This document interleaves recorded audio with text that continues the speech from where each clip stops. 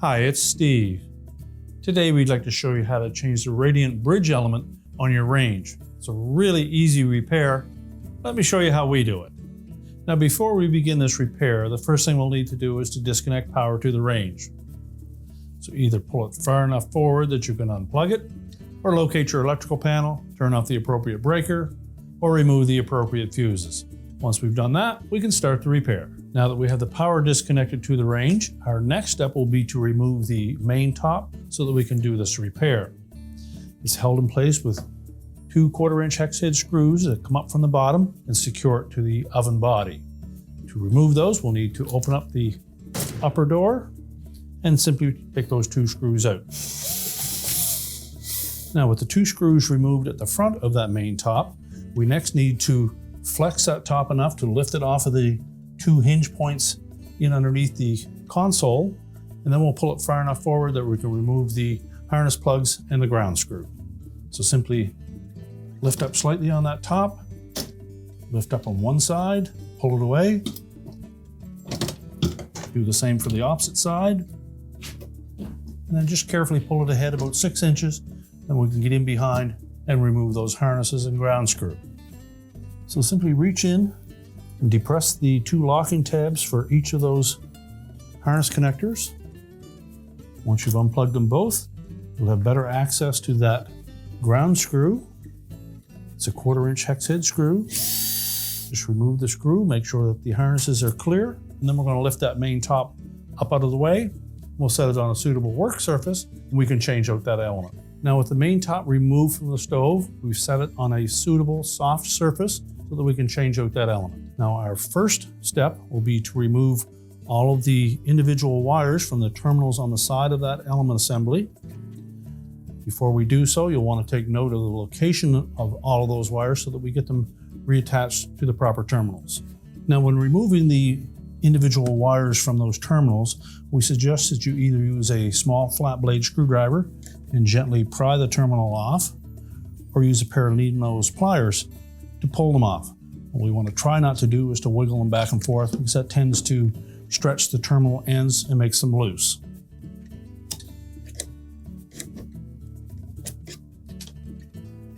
We can leave this jumper wire in place as it is included with the replacement element.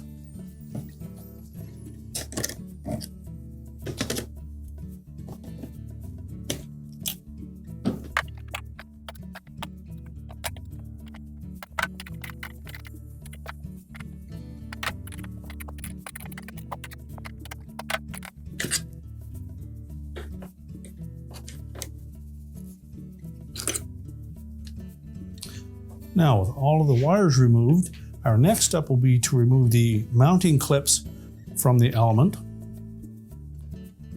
Just take note of the location of them in respect to the holes that are tapped into the side of that element. Then using a pair of needle nose pliers, we're simply going to flex that spring clip towards the element and up. That will release the little tab in the middle.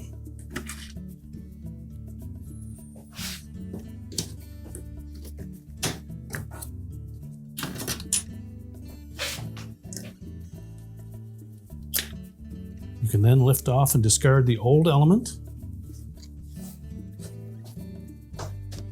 We'll take this opportunity to clean up the bottom of the top surface.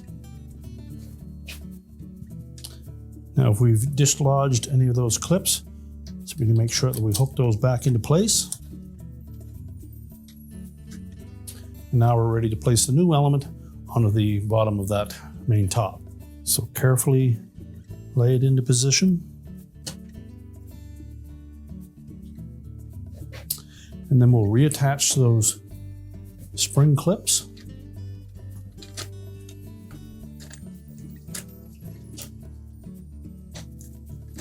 Make sure that little hook fits into the corresponding hole. Now with the element secured to the top, we can then begin to reattach the wires to the terminals. We need to make sure that they fit on nice and snug. So if need be, you can simply crimp the ends of those slightly with your needle nose pliers. Make sure they fit on nice and tight.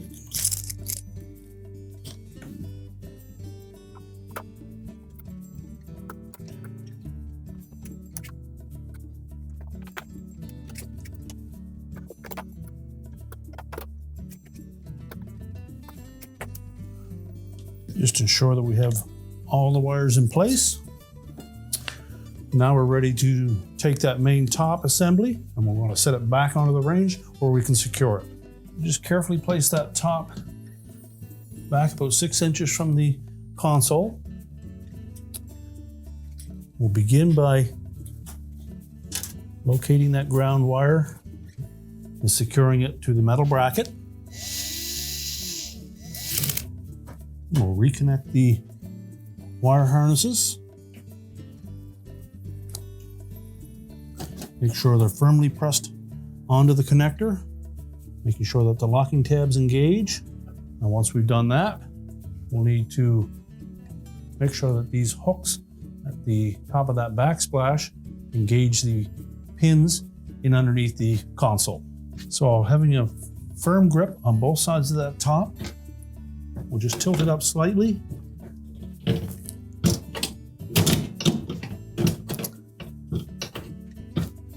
Make sure those hooks engage the pins in underneath the console. Ensure that both sides are engaged.